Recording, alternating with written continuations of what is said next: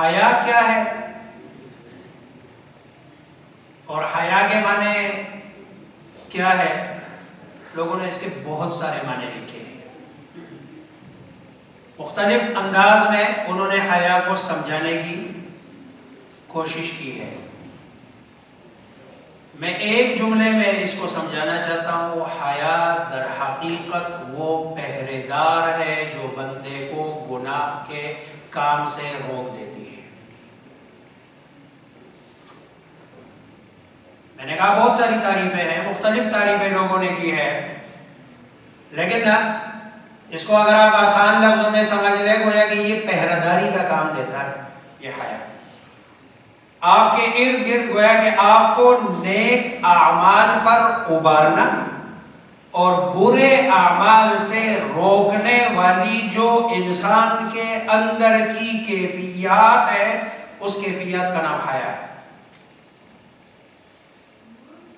اسے تھوڑا سا اور آسان کر کے اگر حیا کی مثال یہ گاڑی کی بریک کی طرح ہے۔ آدمی ہے، گاڑی چلا رہا ہے، صاف ستھرا روڈ ہے، 120 کی سپیڈ میں ہے، لیکن جیسے ہی سامنے کوئی کھڈا نظر آتا ہے، کوئی پتھر نظر آتا ہے، کوئی رکاوٹ نظر آتی ہے، تو سیدھا پاؤں جاتا ہے کس کی طرف؟ بریک کی طرف، اور وہ بریک ہی اس گاڑی کو آگے جانے سے کہ نہیں آپ نے آگے نہیں جانا۔ تو گویا کہ یہ حیا انسان کے لیے بمنزلہ بریک ہے کہ آپ کو صاف ستھرے روڈ پہ چلائے، بریک نہیں لگے گی، یہ حیا آپ کو روکے گی نہیں، لیکن جیسے ہی آپ روڈ خراب ہو گیا، روڈ آ گیا، یہ حیا روکے گی آپ کو۔ اگر کسی آدمی کے اندر یہ ہے تو اس کا مطلب ہے کہ اس کے اندر حیا ہے، لیکن اگر روڈ کے ہوتے ہوئے بھی بریک نہ لگے تو سمجھ لو کہ حیا نہیں ہے۔ تو حیا ایمان کا بہت بڑا شعبہ ہے، یعنی ایمان اس وقت تک کامل نہیں ہوتا جب تک بندے کے اندر حیا نہ ہو۔ رسول اللہ صلی اللہ علیہ وسلم کے بارے میں آتا ہے کہ آپ نوجوان پردہ نشین لڑکی سے زیادہ حیا دار تھے۔ نوجوان باکرہ لڑکی، اور وہ بھی پردہ نشین، پردے والی عورت سے زیادہ آپ میں حیا تھی، اتنی زیادہ حیا۔ رسول اللہ کا فرمان ہے صلی اللہ علیہ وسلم، اذا فاتك الحیاء فافعل ما شئت، جب آپ کے اندر حیا کی صفت باقی نہ رہے پھر جو تمہارا دل چاہے مرضی ہو کرتے رہو۔ گویا کہ بریک نہیں ہے، آپ گاڑی بغیر بریک کے چلا رہے ہیں تو آپ کا بریک نہیں ہے، اب گاڑی کدھر جائے، اس کی اپنی مرضی ہے۔ تو یہ نفس بمنزلے گاڑی کے ہے، تو آپ کی یہ نفس کی گاڑی میں اگر حیا کے بریک نہیں لگے ہوئے تو یہ گاڑی یہ دیوار سے بھی ٹکر مارے گی، یہ روڑے میں بھی، یہ گڈھے میں بھی آپ کو جہاں لے کے جائے گرا دے گی اور آپ کو ہلاک کر دے گی۔ لیکن اگر حیا کے بریک لگے ہوئے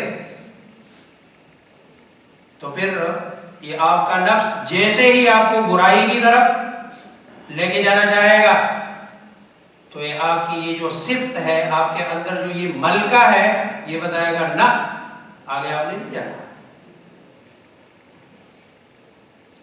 یہ جو الحیا، اذا فاتك الحیا فافعل ما شئت، اس پر کسی نے تاریخ کی کتابوں میں ایک واقعہ لکھا ہے۔ ایک بہت بڑے محدث گزرے ہیں امام قعنبی، اور یہ اتنے بڑے محدث ہیں کہ یہ جو ہمارے صحاح ستہ کے جتنے بھی امام ہیں، امام بخاری، امام مسلم، امام ترمذی، یہ ان سب کے استاد ہیں۔ لیکن یہ ابتداء میں بہت بڑے چور، شرابی، کبابی، جھگڑالو، اور یعنی دنیا جہاں کی ساری برائیاں امام قعنبی میں تھی. یہ ایک دن بیٹھے ہوئے ہیں محفل میں دوستوں کے ساتھ گلی محلے میں. ایک دوسرے بہت بڑے محدث ہے امام شعبہ، وہ راستے سے گزر رہے ہیں. تو جب انہوں نے دیکھا کہ بھئی یہ مولوی صاحب گزر رہے ہیں، چلو اس کو تھوڑا سا تنگ کرتے ہیں. اور یہ عادت ہوتی ہے بعض اوباش لوگوں کی کہ جیسے کوئی داڑھی والا، کوئی دیندار آدمی، کوئی اچھا آدمی دیکھ لیتے ہیں تو اس پہ آوازیں کستے ہیں. رسول اللہ صلی اللہ علیہ وسلم بھی جب راستے سے گزرتے تھے تو بازاری لڑکے آپ پر آواز کستے تھے. اس نے کہا چلو میں اس کو تنگ کرتا ہوں تھوڑا سا. اب وہ گھوڑے پہ آ رہے ہیں، یہ جا کے اس نے اس کے گھوڑے کی لگام پکڑ لی. گھوڑے کی لگام پکڑ کر اس نے کہا اے مجھے حدیث سناؤ، آپ محدث ہو بہت بڑے. انہوں نے کہا یہ تو طریقہ نہیں ہے حدیث سننے کا، یہ تو نہیں ہے سوال پوچھنے کا طریقہ. آج کل بھی لوگ بسا اوقات مسئلہ پوچھتے ہیں، ایسے لگتا ہے جیسے یہ پوچھنے والے پر بہت بڑا احسان کر رہے ہیں کہ مسئلہ پوچھ رہے ہیں. ایسے پوچھتے ہیں جیسے کوئی، یعنی انداز ان کا ایسے ہوتا ہے جیسے کوئی بہت بڑا احسان کر رہے ہیں، اور کوئی اچھا انداز نہیں ہوتا. کیونکہ سائل جو بندہ دین سمجھنے کے لیے آتا ہے تو اس میں تو فروخت نہیں ہونی چاہیے، تواضع اختیار کرنی چاہیے. تو انہوں نے کہا یہ طریقہ نہیں ہے، آپ جس طریقے سے حدیث پوچھ رہے ہیں، جس طریقے سے آپ حدیث مانگ رہے ہیں. انہوں نے کہا میں کہہ رہا ہوں حدیث سناؤ ورنہ تمہاری ایسی کی تیزی کر دوں گا، ادھر سے جاؤ گے کیسے. انہوں نے کہا ٹھیک ہے پھر سنی لے. انہوں نے یہ جو حدیث ہے جو میں نے پڑھی ہے پوری مکمل سند کے ساتھ سنا کے کہا کہ سرکار دو عالم محمد مصطفیٰ صلی اللہ علیہ وسلم کا فرمان ہے اذا فتک الحیاء فافعل ما شئت، کہ جب تمہارے اندر حیا کی صفت نہ رہے پھر جو تمہارا دل کرے مرضی چاہے کرتے رہو. اب انہوں نے کس درد سے یہ بات کی ہے، کس درد سے یہ حدیث سنائی ہے. اگلے کے دن کی دنیا بدل گئی ہے. اس نے لگام چھوڑ دی اور چھوڑ کے ہاتھ جوڑے کہ پہلے تو میں بدماشی سے پوچھ رہا تھا، اب بدماشی سے نہیں، اب آپ کا شاگرد بننا چاہتا ہوں اور آپ مجھے حدیث کا علم سکھائے. چنانچہ وہی حدیث کا علم سیکھ کر امام قعنبی اتنے بڑے محدث بنے کہ میں نے جیسے کہا کہ صحاح ستہ کے جتنے بھی لکھنے والے ہیں اور مصنفین ہیں، امام بخاری، امام مسلم، امام ترمذی، ان سب کے استاد بنے. تو حیا یہ گویا کہ انسان کے لیے ایک ایسی صفت ہے کہ جو اس بندے کو سارے گناہوں سے بچاتی ہے. اور یہ حیا اللہ تبارک و تعالی نے انسان کے فطرت میں رکھی ہے، یہ نیچر ہے انسان کا، یہ انسان کا نیچر ہے. نیچر یعنی ایسا نہیں ہے کہ یہ نیچر سے ہٹ کر کوئی چیز ہے، نہیں، یہ انسان کا نیچر ہے. اگر کوئی آدمی حیا کے خلاف کام کر رہا ہے اس کا مطلب یہ ہے کہ یہ فطرت کے خلاف چل رہا ہے. اور دو چیزیں ہیں، کیوں؟ اس لیے کہ بندہ جب پیدا ہوتا ہے، بچہ جب پیدا ہوتا ہے تو سب کو اللہ تبارک و تعالی فطرت پر پیدا کرتے ہیں، اور وہ ہے فطرت اسلام. اور اسلام اور حیا یہ آپس میں دونوں ایک حدیث میں ہے، رسول اللہ صلی اللہ علیہ وسلم نے فرمایا کہ الحیاء والایمان قرآن، یہ آپس میں دونوں ایک دوسرے کے ساتھی ہے، دوست ہے. ایمان ہوگا تو جیسے دو جگری دوست، جب ایک ہوتا ہے دوسرا ساتھ ہوتا ہے، ایک نہ ہو تو اگلا بھی دیکھتا ہے بھائی کیوں آج دوسرا ساتھ نہیں ہے. تو حیا اور ایمان یہ دونوں ایک دوسرے کے ساتھ جڑے ہوئے ہیں, یہ دونوں قرین ہے, دوست ہے. اور یہ اس لیے کہ اللہ تبارک و تعالی نے حیا انسان کی فطرت میں رکھی ہے, اور یہ فطرت پھر آہستہ آہستہ ماحول معاشرہ اس کو چینج کرتا ہے. یہ بے حیائی جو آتی ہے یہ ماحول کی وجہ سے آتی ہے, برائی جو آتی ہے یہ انسان کی فطرت میں نہیں ہے, یہ ماحول کی وجہ سے آتی ہے. آپ دیکھتے ہو چھوٹا بچہ پیدا ہوتا ہے, وہ سارا نیچر پہ ہوتا ہے, ٹوٹلی نیچر پہ ہوتا ہے. وہ بچہ چھوٹا جس کو سمجھ نہیں ہوتی, رات کو ٹھیک 8 ساڑھے 8 بجے سو چکا ہوگا, یہ نیچر پہ. اور یہ فجر سے پہلے اٹھ جاتا ہے یہ بچہ, کیونکہ یہ نیچر میں ہے.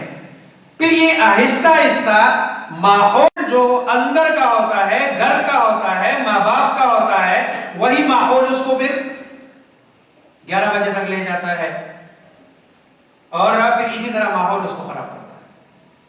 رسول اللہ صلی اللہ علیہ وسلم کا یہی فرمان ہے, کل مولود یولد علی الفطرہ, کہ ہر بچہ فطرت پہ پیدا ہے. فَأَبَوَاهُ يُهَوِّدَانِهِ أَوْ يُنَصِّرَانِهِ أَوْ يُمَجِّسَانِهِ, اس کے پیرنٹس ہی اس کو یہودی بناتے ہیں, یعنی کفر تک بھی پیرنٹ ہی لے کے جاتے ہیں. مجوسی پیرنٹس بناتے ہیں, یہودی پیرنٹس بناتے ہیں, نصرانی پیرنٹس بناتے ہیں. یہ فطرت سے نکال کر یہ جو غیر فطری ماحول کی طرف بچے کو لے کے جایا جاتا ہے, اس میں والدین کا مکمل ہاتھ ہوتا ہے, ماحول کا ہاتھ ہوتا ہے.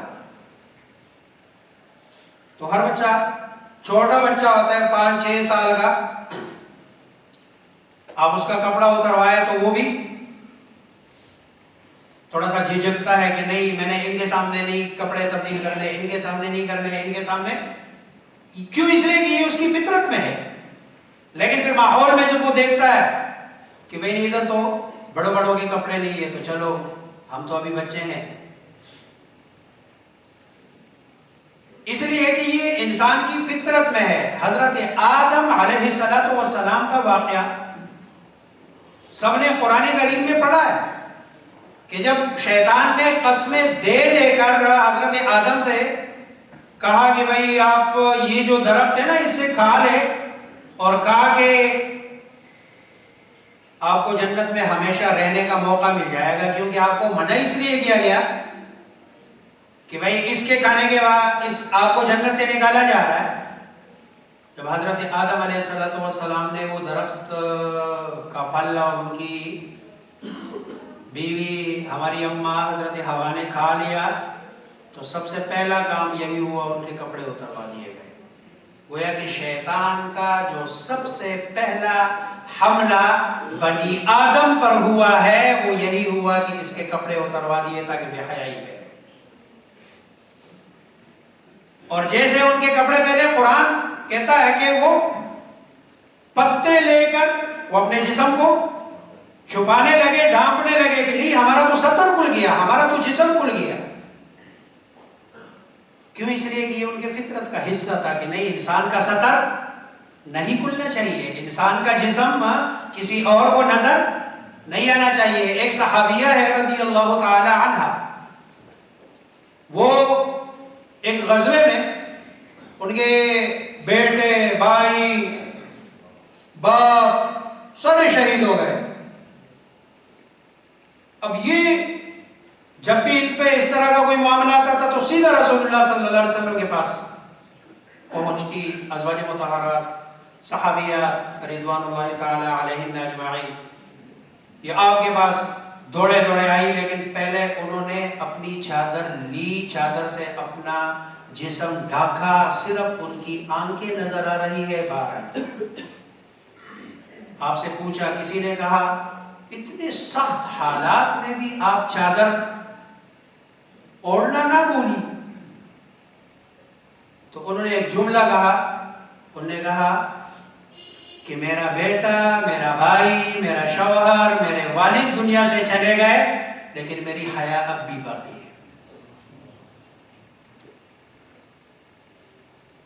میری حیا اب بھی باقی ہے. اب یعنی معاملہ اس حد تک چلا گیا کہ اب مختلف محبت کے نام پہ، جیسے کہ ابھی یہ 14 کو وہ ویلنٹائن ڈے کے نام سے یورپ کا جو کلچر ہے، یہ اسلام کا کلچر نہیں ہے، یہ مسلمانوں کا کلچر نہیں ہے. ہمارا تو ہر دن ویلنٹائن ڈے.